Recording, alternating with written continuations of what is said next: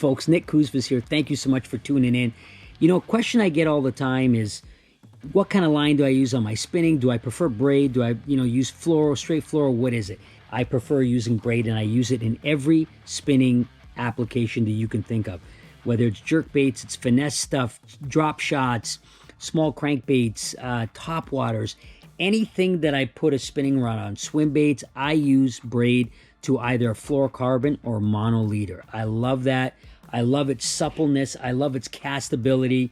It's super thin. It has no stretch, better sensitivity. There really isn't a whole lot of negative to braid. The one side of it that can cause you headaches in spinning gear is what we call a wind knot.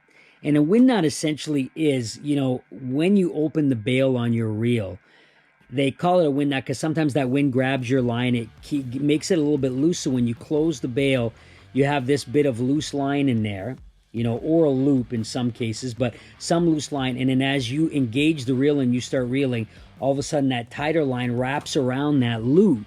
And then when you go to make your next cast, it catches it and blows up. Ends up looking like a bird's nest. It's a pain in the butt. In a lot of cases, you end up chewing up a good portion of the line that you have on your spool to the point where sometimes it's not even fishable anymore, and it ends up ruining your day, particularly if you only have one spinning rod on the boat. Here's a great tip that's going to save you from that. So you open your bail, you make that cast. A lot of guys engage their reel, right? So they just lock in on it, just like that, and continue fishing. I don't like doing that, and I'll tell you why. So I open the bail, I make the cast, I close the bail with my hand, I tighten the line, and I start that retrieve. That ensures that I don't have any loose line in there, any loop, by pulling the line. It's something I do all the time, and it becomes robotic the more you do it. In this case, all the time. Cast, close the bail, pull the line, go, and you never have. The only time I get a wind knot is when I forget to do that.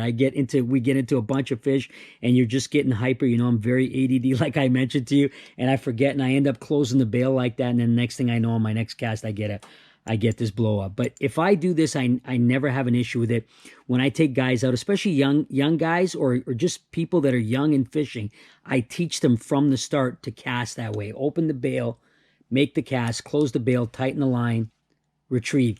Never have an issue. Saves you money, saves you time on the water, saves you frustration. You're going to catch more fish. You're going to have more fun. Guys, do this, and I promise you, wind knots will become a thing of the past. All right?